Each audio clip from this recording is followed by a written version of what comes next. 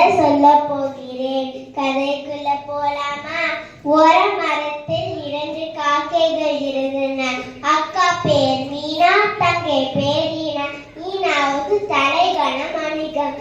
ஈனா கர்வத்தோடு, மீனா, உனக்கு தெரியுமா, நான் தான் உன்னோட அறிவாளி, பலசாலி, நான் தான் உயரமா பறப்பேன் என்றார்.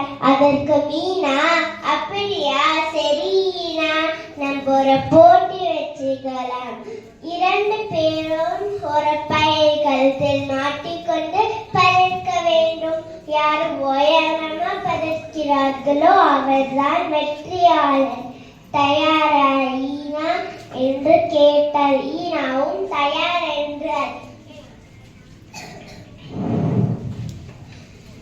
ஈனா மீனாவை ஏமாத்துறதுக்கு ஒரு திட்டம் போட்டார். மீனா பையில் கனமான உப்பு போட்டார். தன் பையில் லேசான பஞ்சு போட்டார். பார்க்க ஒரே இருந்தாலும் மீனா பை கனமாக இருக்கும், ஈனா பை கனமில்லாக இருக்கும். 2 பேரும் தங்கள் பைகளை கழுத்தில் மாட்டியது. ஐயோ, என்னோட பை மிகவும் கனமாயிருக்கே என்றாள் மீனா. ஐயோ, என்னோட பை மிகவும் கனமாயிருக்கு என்று போய் சொன்னாள் ஈனா. போட்டி தொடங்கியது. 1, 2, 3 சொல்லியதும் 2 காக்கைகளும் பறக்க தொடங்கின. மீனா கனமான பையுடன் கீழே பறந்தாள். ஈனா லேசான பையுடன் மேலே பறந்தாள். திடீரென்று வானத்தில் கருப்பு மேகங்கள் வந்தன. சடசடவென மழை பெய்தது. மீனா பையில் இருந்த உப்பு மழை தண்ணீர் கரைஞ்சி பை லேசானது. மீனா மேலே பறந்தாள்.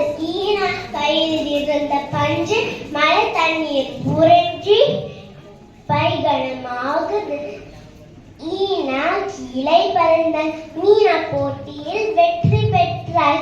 அப்போதான் மீனாவுக்கு புரிஞ்சது, மீனாவை ஏமாத்த நினைத்துட்டு தானே ஏமாந்தது. நண்பர்களை பார்த்தீர்களா? இதைதான் தன்வினை தன்னை சுடும் என்று பழமொழி சொல்கிறது. எப்பவுமே நல்ல செயல்களை செய்ய வேண்டும். தீய செயல்களை செய்தால் தீமையாகவே முடியும். தமிழை நேசிப்போம், தமிழை பேசுவோம். நன்றி, வணக்கம்.